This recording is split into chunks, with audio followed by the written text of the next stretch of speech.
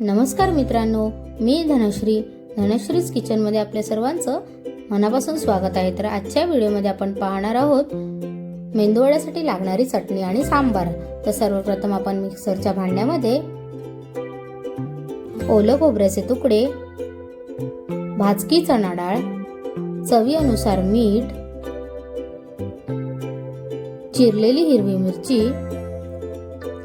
आणि बारीक चिरलेली कोथिंबीर आपण यामध्ये ऍड करून घेणार आहोत। आता हे सर्व मिश्रण मी थोडे थोडे पाणी घालून मिक्सरला वाटून घेतलेले आहे। आता आपण पॅन मध्ये या चटणीला फोडणी देऊन घेणार आहोत। तर त्याआधी पॅन मध्ये मी 2 ते 3 चमचे तेल घातलेले आहे।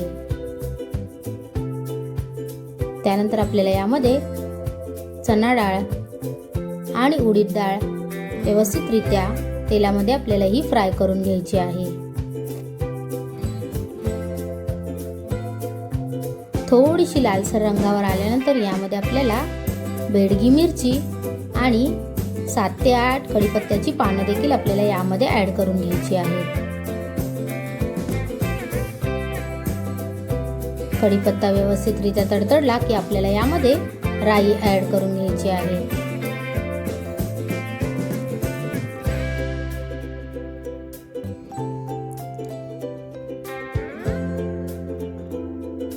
आता हे सर्व मिश्रण आपण खोबऱ्याच्या चटणीमध्ये ऍड करून व्यवस्थितरित्या मिक्स करून घेणार आहोत। अशा प्रकारे आपली ओल्या खोबऱ्याची मेंदूवड्यासाठीची लागणारी चटणी येथे तयार झालेली आहे। त्यानंतर आता आपण सांबार बनवणार आहोत। तर एका कुकरमध्ये मी डायरेक्ट सांबार फोडणीला घातलेला आहे।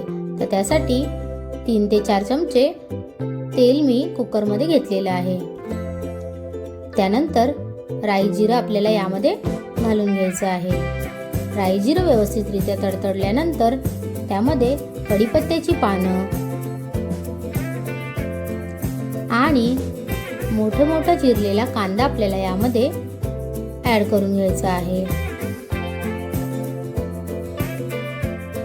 एक टोमॅटो आपल्याला यामध्ये ऍड करायचा आहे आणि व्यवस्थितरित्या फास्ट गॅसवर आपल्याला ही फोडणी परतवून घ्यायची आहे।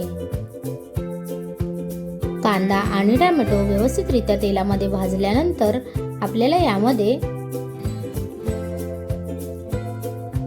काही वांग्याचे तुकडे, बटाट्याचे तुकडे, तुमच्याकडे जर भोपळा अवेलेबल असेल तर भोपळ्याचे तुकडे, शेवग्याची शेंग या गोष्टी देखील आपण यामध्ये ऍड करू शकतो।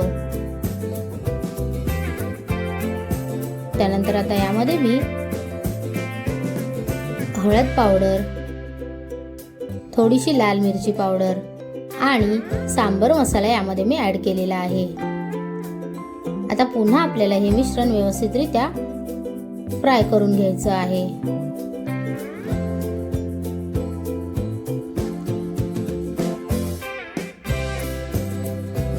त्यानंतर यामध्ये मी पाण्यात भिजवलेली तुरीची डाळ यामध्ये ऍड करून घेणार आहे। पुन्हा हे मिश्रण व्यवस्थितरित्या फ्राय करून घेणार आहे। सांबार थोडासा गोडसरच छान वाटतो, त्यामुळे आता यामध्ये मी थोडासा गूळ ऍड केलेला आहे। ज्याप्रमाणे आपल्याला क्वांटिटी हवी आहे त्याप्रमाणे आपल्याला याच्यामध्ये पाणी घालून, चवीनुसार मीठ घालून आणि वरतून कोथिंबीर घालून हे मिश्रण आपल्याला कुकरला लावून घ्यायचं आहे।